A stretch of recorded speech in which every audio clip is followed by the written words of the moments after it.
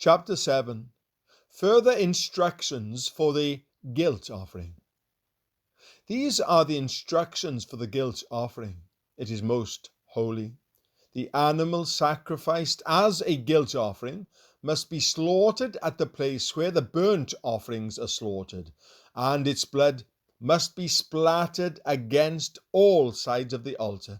The priest will then offer all its fat on the altar, including the fat of the broad tail, the fat around the internal organs, the 2 kidneys, and the fat around them near the loins, and the long lobe of the liver. These are to be removed with the kidneys, and the priests will burn them on the altar as a special gift presented to the Lord. This is the guilt offering. Any male from a priest's family may eat the meat. It may be eaten in a sacred place, for it is most holy. The same instructions apply to both the guilt offering and the sin offering. Both belong to the priest, who uses them to purify someone, making that person right with the Lord. In the case of the burnt offering, the priest may keep the hide of the sacrificed animal. Any grain offering that has been baked in an oven, prepared in a pan, or cooked on a griddle belongs to the priest who presents it. All other grain offerings, whether made of dry flour or flour moistened with olive oil, are to be shared equally among all the priests, the descendants of Aaron. Further instructions for the peace offering. These are the instructions regarding the different kinds of peace offerings that may be presented to the Lord. If you present your peace offering as an expression of thanksgiving, the usual animal sacrifice must be accompanied by various kinds of bread made without yeast, thin cakes mixed with olive oil, wafers spread with oil, and cakes made of choice flour mixed with olive oil. This peace offering of thanksgiving must also be accompanied by loaves of bread made without yeast. One of each kind of bread must be presented as a gift to the Lord. It will then belong to the priest, who splatters the blood of the peace offering against the altar. The meat of the peace offering of thanksgiving must be eaten on the same day it is offered. None of it may be saved for the next morning. If you bring an offering to fulfill a vow, or as a voluntary offering, the meat must be eaten on the same day the sacrifice is offered, but whatever is left over may be eaten on the second day. Any meat left over until the third day must be completely burned up. If any meat from the peace offering is eaten on the third day, the person who presented it will not be accepted by the Lord. You will receive no credit for offering it. By then the meat will be contaminated. If you eat it, you will be punished for your sin. Meat that touches anything ceremonially unclean may not be eaten. It must be completely burned up.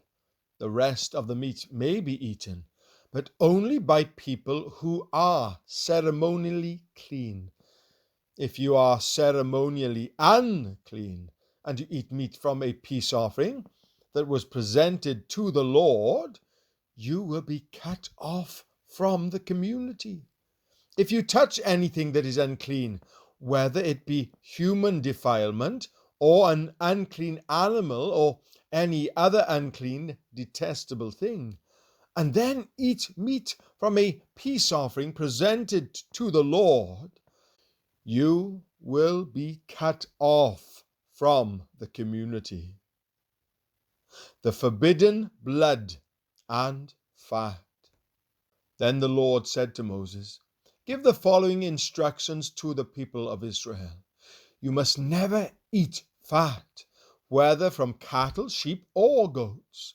The fat of an animal found dead or torn to pieces by wild animals must never be eaten, though it may be used for any other purpose.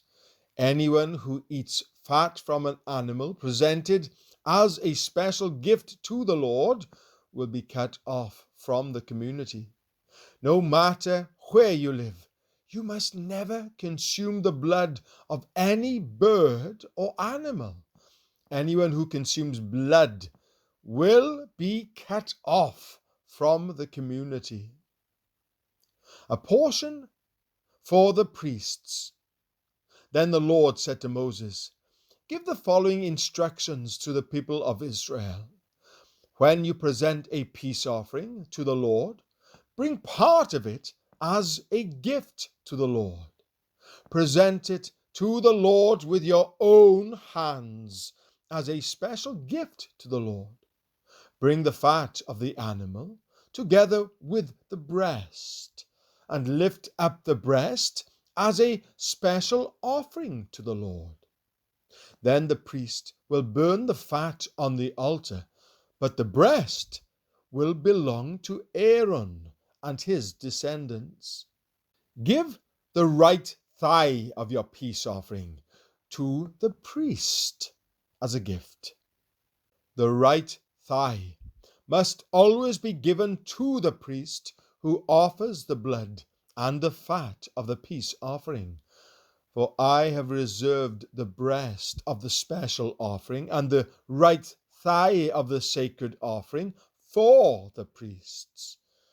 It is the permanent right of Aaron and his descendants to share in the peace offerings brought by the people of Israel. This is their rightful share. The special gifts presented to the Lord have been reserved for Aaron and his descendants from the time they were set apart to serve the Lord as priests. On the day they were anointed, the Lord commanded the Israelites to give these portions to the priests as their permanent share from generation to generation. These are the instructions for the burnt offering, the grain offering, the sin offering, and the guilt offering, as well as the ordination offering and the peace offering. The Lord gave these instructions to Moses on Mount Sinai when he commanded the Israelites to present their offerings to the Lord in the wilderness of Sinai.